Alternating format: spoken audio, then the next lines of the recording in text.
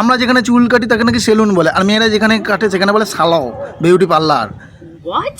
চুল কাটলেই ছেলেটাকে বলছে যে নাপিত, আর মেয়েরা সেই একই জিনিস করছে, তাদের নাপিত বলে দেখা হতে দেখি।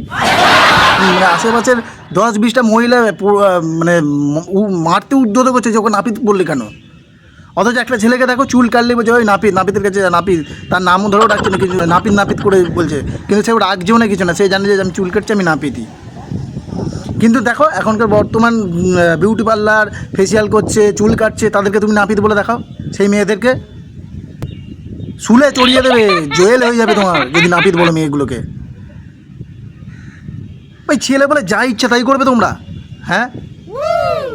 নাপিতকে নাপিতও বলতে পারবো না তোমরা মেয়ে বলে? নাপিত বললে একটা সেকশন আছে, কত একটা ধারা লাগিয়ে দিচ্ছে নাপিত বললে। Oh my god. আমাদের ছেলেদের জন্য কোনো আইন নেই।